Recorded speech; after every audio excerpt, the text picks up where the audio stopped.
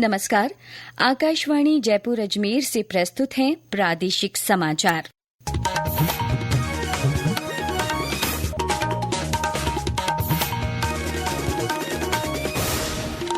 मुख्य समाचार। राज्य स्तरीय महिला सम्मेलन आज उदयपुर में। स्वयं सहायता समूहों को ऋण सहित महिलाओं को मिलेंगी कई सौगात। 87 मेजर मिनरल ब्लॉक्स की नीलामी कर राजस्थान देश में प्रथम स्थान पर। मुख्य सचिवों का राष्ट्रीय सम्मेलन आज से नई दिल्ली में। प्रधानमंत्री नरेंद्र मोदी अध्यक्षता करेंगे और प्रदेश में अधिकांश स्थानों पर तेज सर्दी और कुछ स्थानों पर शीतलहर का दौर जारी। समाचारों के साथ मैं माधुरी वशिष्ठ और अब समाचार विस्तार से। मौजूदा राज्य सरकार के कार्यकाल का 1 वर्ष पूरा होने के उपलक्ष्य में आयोजित कार्यक्रमों की कड़ी में आज उदयपुर में राज्य स्तरीय महिला सम्मेलन का आयोजन किया जा रहा है। इसमें मुख्यमंत्री भजनलाल शर्मा, उप मुख्यमंत्री और महिला एवं बाल विकास मंत्री दिया कुमारी शिरकत करेंगे। इस अवसर पर महिलाओं को कई सौगातें मिलेंगी। महिला निधि बैंक की ओर से स्वयं सहायता समूहों को 100 करोड़ रुपए का ऋण वितरित किया जाएगा। समारोह में 1 लाख नई लखपति दीदियों का सम्मान किया जाएगा। इसके साथ ही आंगनबाड़ी केंद्रों में दूध वितरण के लिए मुख्यमंत्री अमृत आहार योजना और स्वयं सहायता समूहों के लिए राजसखी पोर्टल का भी शुभारंभ होगा। और जानकारी दे रहे हैं हमारे उदयपुर संवाददाता। महिला सम्मेलन के दौरान मुख्यमंत्री भजनलाल शर्मा लखपति दीदी सम्मान, स्वयं सहायता समूह को आजीविका संवर्धन, राष्ट्रीय स्थानांतरण, महिला निधि बैंक के माध्यम से स्वयं सहायता समूह को ऋण वितरण, राजसखी पोर्टल का शुभारंभ, नमो ड्रोन दीदी सम्मान, इलेक्ट्रिक कुकिंग सिस्टम वितरण, सुरक्षा कमांड सेंटर, पैनिक बटन परियोजना का शुभारंभ, आपातकाल में पुलिस सहायता के लिए महिला हेल्पलाइन पर ऐप का शुभारंभ, आदर्श आंगनबाड़ी केंद्रों की स्थापना, नवीन आंगनबाड़ी केंद्रों की स्वीकृति, मुख्यमंत्री अमृत आहार योजना का शुभारंभ, 27 लाख महिलाओं को डीबीटी के माध्यम से सिलेंडर सब्सिडी का भुगतान करेंगे। इसके अलावा मुख्यमंत्री मेधावी छात्रों को स्कूटी और साइकिल का भी वितरण करेंगे। राज्य सम्मेलन के दौरान विभिन्न विभागों की स्टॉल लगाई जाएगी और विकास पुस्तिका का विमोचन और प्रदर्शनी का शुभारंभ भी किया जाएगा। हरीश पालीवाल, आकाशवाणी समाचार, उदयपुर। मुख्यमंत्री श्री शर्मा समारोह से सरस राजसखी राष्ट्रीय मेले का वर्चुअल शुभारंभ भी करेंगे। ये मेला जयपुर के जवाहर कला केंद्र में लगाया गया है। राजस्थान ग्रामीण आजीविका परिषद की ओर से लगाए गए इस मेले में देश भर की हुनरमंद उद्यमी महिलाएं अपने उत्पाद प्रदर्शित करेंगी। 400 स्टॉल्स पर करीब 15,000 उत्पाद बिक्री के लिए उपलब्ध रहेंगे। जिलों में भी महिला सम्मेलनों का आयोजन किया जा रहा है। बाड़मेर में इसका आयोजन महावीर टाउन हॉल में, वहीं पाली में राजकीय बांगड़ महाविद्यालय में होगा। भारतपुर में महिला सम्मेलन यूआईटी सभागार में होगा। वहीं जिलों में विकास प्रदर्शनियां भी लगाई जा रही हैं, जिनके माध्यम से प्रदेश में हो रहे विकास कार्यों और विभिन्न उपलब्धियों को दर्शाया गया है। विधानसभा में मुख्य सचेतक जोगेश्वर गर्ग ने कल बालोतरा में विकास प्रदर्शनी का शुभारंभ किया। प्रदेश में चालू वित्त वर्ष में अब तक 33 मेजर मिनरल ब्लॉकों की ई नीलामी की जा चुकी है। वहीं 87 मेजर मिनरल ब्लॉक्स की नीलामी कर राजस्थान पूरे देश में पहले स्थान पर आ गया है। माइंस और पेट्रोलियम विभाग के प्रमुख शासन सचिव टी रविकांत ने कल उदयपुर में खनिज विभाग के अधिकारियों की बैठक में ये जानकारी दी।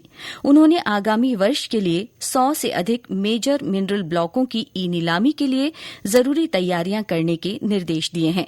उन्होंने कहा है कि मेजर और माइनर मिनरल ब्लॉकों और प्लॉटों के लिए सभी तैयारियों का रोड मैप बनाया जाएगा। माइनर मिनरल ब्लॉकों की ऑक्शन प्रगति पर श्री रविकांत ने कहा कि इस वित्तीय वर्ष में 890 हेक्टेयर से अधिक क्षेत्र के 429 माइनर मिनरल प्लॉट और क्वारी लाइसेंस प्लॉटों की ई नीलामी की जा चुकी है।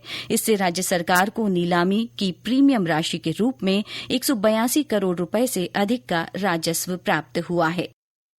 आज राष्ट्रीय ऊर्जा संरक्षण दिवस है। ऊर्जा की खपत कम करने, ऊर्जा संसाधनों का दक्षता के साथ उपयोग करने और भविष्य के लिए ऊर्जा बचाने के उद्देश्य से हर साल 14 दिसंबर को ये दिन मनाया जाता है।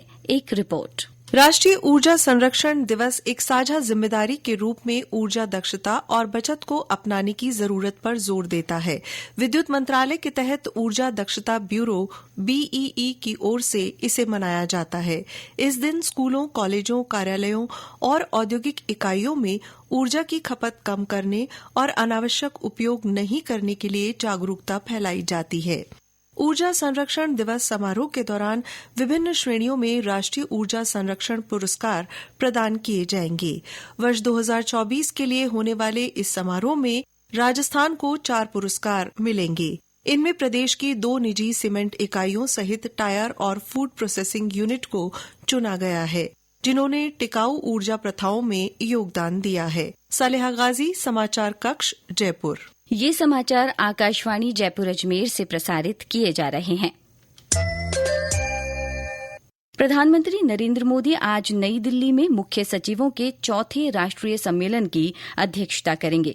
सम्मेलन का उद्देश्य केंद्र और राज्यों के बीच साझेदारी को मजबूत करना तथा विकास को गति देने के लिए बेहतर सहयोग सुनिश्चित करना है।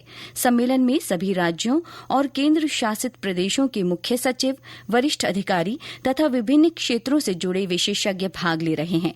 राज्य के मुख्य सचिव सुधांश पंत भी सम्मेलन में हिस्सा लेने के लिए दिल्ली पहुंच गए हैं। केंद्रीय माध्यमिक शिक्षा बोर्ड की ओर से केंद्रीय शिक्षक पात्रता परीक्षा CTET का आयोजन किया जा रहा है। ये परीक्षा आज और कल 2 पारियों में होगी। परीक्षा के सफल संचालन और परीक्षा केंद्रों पर नकल रोकने के लिए ऑब्जर्वर और फ्लाइंग का गठन किया गया है। वहीं राज्य सम्मान परीक्षा योजना के तहत आज स्कूलों में 9वीं से 12वीं कक्षा तक की अर्धवार्षिक परीक्षाएं हो रही हैं।